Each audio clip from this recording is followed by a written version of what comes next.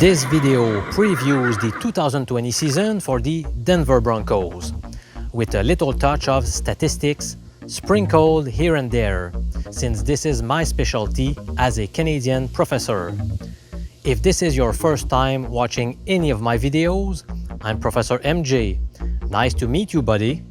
Today, I'll break down each position on offense for the Broncos. Then I'll only summarize their defense, without going into details as much. But if you're interested, I've got my full blog post on my website at professormj.com. You will also find there my 31 other NFL team previews, which will come handy if you are into fantasy football or if you simply want to be up to date on player movement. Alright, so let's do this Broncos preview. The Broncos started the season with a 3-8 record with Joe Flacco and Brandon Allen under center. After handing QB duties to rookie Drew Lock, they closed out the regular season by winning 4 of the final 5 games. The team from Mile High City compiled a 59-21 record from 2012 to 16, and since then they have gone through 3 straight losing seasons. Head coach Vic Fangio hopes to right the ship in his second year as the Broncos head coach. Let's talk about the QB position.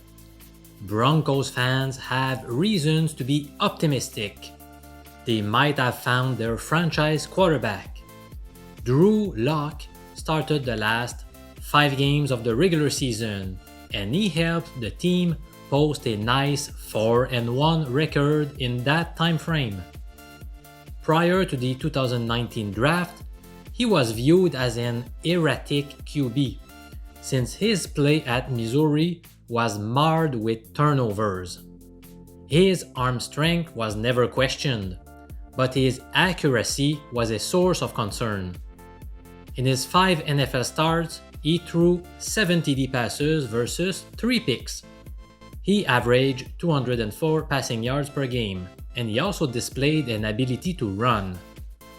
Joe Flacco is off the team, and they signed Jeff Driscoll, who started 3 games for the Lions last year. The former 6th-round pick did some damage with his legs, but he did not do very well in the air. Driscoll is currently the favorite to win the backup job behind Locke. Let's now talk about the Broncos backfield.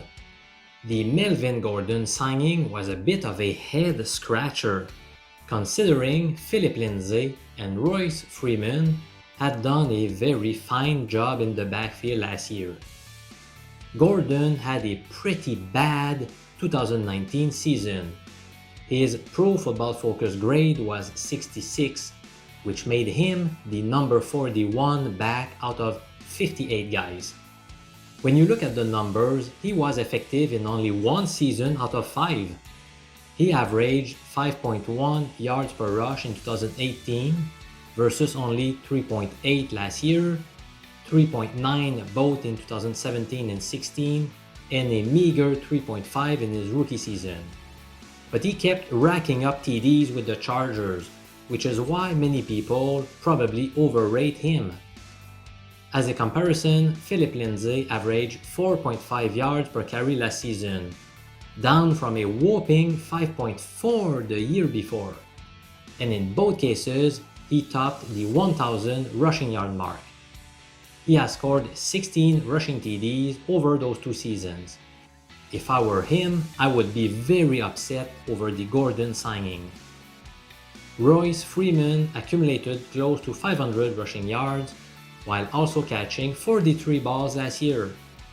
However, his role clearly diminished as the season went on, and now the signing of Melvin Gordon clearly relegates Freeman to the number 3 role. Let me now address the wide receiver position.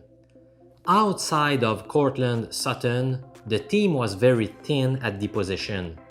Emmanuel Sanders was traded to San Francisco last year. Deshaun Hamilton didn't do much for the second straight season. The 2018 fourth-round pick may be running out of time. The team also gave a chance to Tim Patrick. He caught 16 passes over 8 games. He's 26 years old and has yet to have an impact in the NFL, so he's on a short leash too. At least the team found its go-to guy. Courtland Sutton burst onto the scene with a spectacular season. He caught 72 passes for over 1,100 yards and 6 TDs. And keep in mind, he still had a satisfying rookie season with more than 700 receiving yards. He seems to be the real deal, not only from a numbers perspective, but also from game film. He dominated some corners and brought an impressive physicality. He also forced several pass interference penalties. In order to boost the position, the team selected a couple of wideouts with their first 2 draft picks last April. Smart move. With the 15th overall selection, the Broncos grabbed Jeudy out of Alabama. He was the best route runner of the draft. He is a technician and he tracks the ball very well. Jeudy faced tough competition in the SEC, and yet he exceeded 1,100 yards in each of his final 2 years, while catching 14 and 10 TDs with the Crimson Tide. He may need to get stronger to become a dominant receiver in the NFL, but otherwise he doesn't have many flaws in his game. In the mid-second round, Denver picked KJ Hamler from the Nittany Lions. He's a game breaker that makes you hold your breath every time he catches the ball, because he can take it to the house from anywhere on the field. I love the pick, not only for his potential, but also because he complements perfectly Sutton and Jeudy as a very shifty weapon in the slot. The big knock on him has been the high number of drops. Alright, it's time to talk about the tight ends. Noah Fant was picked as the number 20th overall selection in the 2019 draft. Did he have a good rookie season? The answer is not a clear yes or no. His stat line of 40 receptions for 562 yards and 3 TDs for a rookie tight end is fairly good. It's his inconsistency that worries the team. He showed an ability to make big plays, but the coaches would like him to be more effective in the short and intermediate field to help his young QB. For your information, Fant graded as the number 58 tight end out of 66 qualifiers by Pro Football Focus. Who finished in 65th place? Nick Vannett, whom the team acquired in free agency. Vannett's lone season with the Steelers was not a success, albeit having Mason Rudolph and Devlin Hodges as your QB does not help. Let's now go with the offensive line. Center Connor McGovern signed with the Jets. Denver filled the void by acquiring Graham Glasgow, who played 4 very decent seasons with the Detroit Lions. The Broncos decided to let go guard Ronald Leary. His play has been declining in each of its past 3 seasons, according to PFF grades. Now 31 years old, the Broncos decided to move on from him. The team has 3 guys returning: Garrett Bowles, Dalton Risner, and Elijah Wilkinson.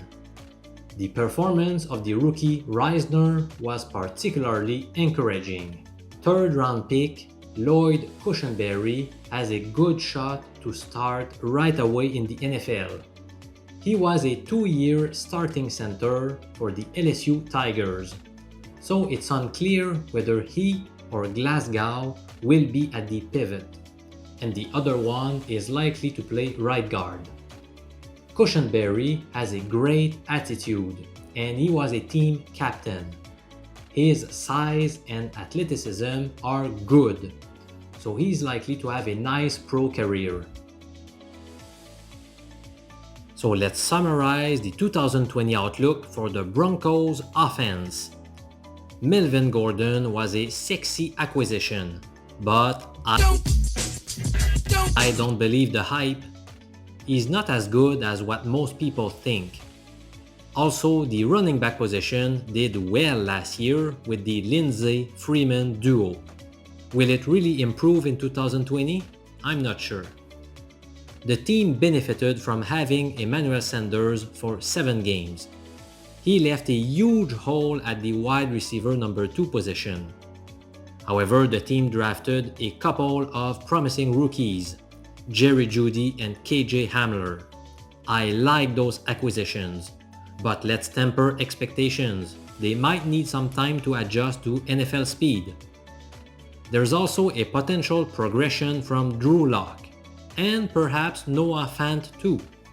The Broncos offense scored the 5th lowest points last season.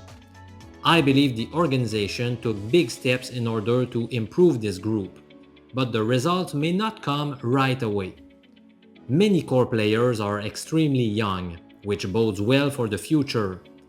I predict they'll go from the 28th place in points scored last year to the 14th to 19th range this season.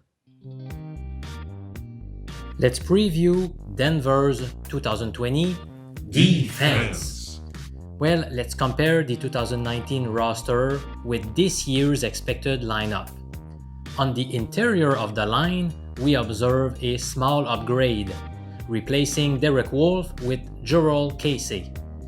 The edge rushers get a huge boost with the return of Bradley Chubb, who managed to play just 4 games last year, and Von Miller, being nicked up most of the 2019 season. A downgrade is expected at the remaining 3 positions. First, the linebacking corps does not change, but A.J. Johnson is unlikely to perform at the same level as 2019, where he finished as the 4th best at his position. At cornerback, replacing Chris Harris with A.J. Bouye is an uncertain move. The number 2 cornerback position is also a pretty big source of concern. At safety, the Broncos had 2 players who received much higher than usual marks in 2019. I don't expect Justin Simmons and Kareem Jackson to finish as the number 2 and number 7 safeties in the NFL once again. That's a very unlikely scenario. Denver allowed the 10th fewest points in the NFL a year ago. A small decline is anticipated, but we're still talking about a solid group. Are the Broncos more likely to get over or under 7.5 victories this year? According to a large statistical study I ran, the answer generates a return on investment, a ROI, of 34.8%. This analysis came after simulating the 2020 NFL season 1 million times. I did so by following the win probabilities for the road and home teams for each game according to the odds posted on some online sportsbooks. Indeed, some bookies have already made available their odds on all 2020 games. This 34.8% ROI on the Broncos is the 5th highest out of the league's 32 clubs. As you probably know by now, the top 10 picks are on sale in a special gold package, while the remaining 22 plays are free in my videos or blog posts. The link to the gold package can be found below. Now let me make it clear. This is the best product I have ever sold. This is an awesome opportunity for you to take advantage of such bargains. The numbers don't lie. We've got many profitable bets at our disposal. As a matter of fact, I plan to bet close to $200,000 US on the top picks. So do you have any doubts about how serious I am here? Join me and other sophisticated sports investors in this journey, where the road will likely bring us to more profits. I'm Professor MJ. Thanks for watching. Grab this gold package now, buddy, and you'll be glad you did.